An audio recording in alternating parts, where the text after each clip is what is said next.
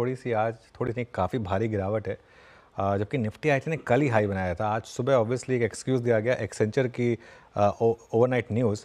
लेकिन यतिन से जानते हैं कि मार्केट से क्या फीडबैक मिल रहा है, क्यों आईटी स्टॉक आज इतना नीचे है? Yatin, good afternoon. हाँ, गुड आफ्टरनून। और देखिए, आईटी इंडेक्स ने येस्टरडे एक ऑल टाइम हाई टच किया और जो पिछला क्वार्टर था जून 2014 उसके मुकाबले अभी देखें तो लगभग 30% आईटी इंडेक्स ऊपर है।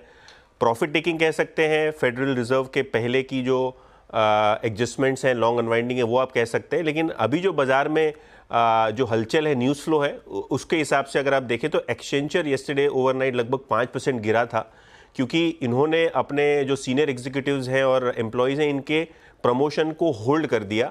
कहीं ना कहीं ऐसा बाजार को सिग्नलिंग गया कि ये एक टफ पीरियड हो सकता है या कंपनी एक टाइप की प्रिपरेशन कर रही है आने वाले एक टर्बुलेंट टाइम के लिए।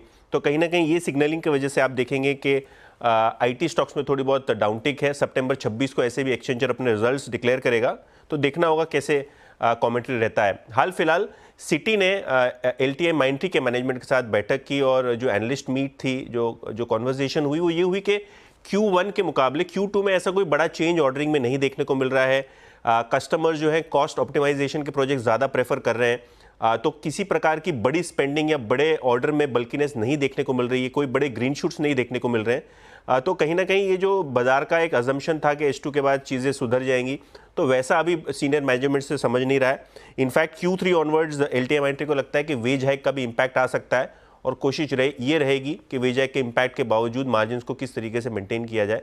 तो इस एक्सचेंजर और एलटीआई माइंट्री के कमेंट से भी आप थोड़ा बहुत एक नेगेटिव सेंटिमेंट बाजार में आईटी स्टॉक्स पे देख रहे हैं। थोड़ा सा मामला गड़बड़ दिख रहा है।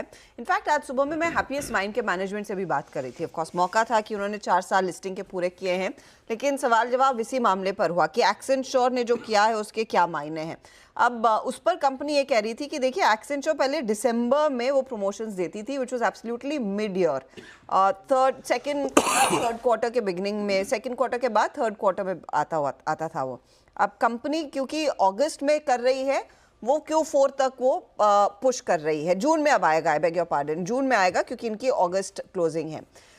दूसरी तरफ उन्होंने ये भी कहा है कि थर्ड और फोर्थ क्वार्टर में ही ज़्यादातर आईटी कंपनियों में वो डिमांड ट्रेंड में रिकवरी आएगी। Q2 में उसका ज़्यादा कुछ रिफ्लेक्शन नहीं देखने को मिलेगा।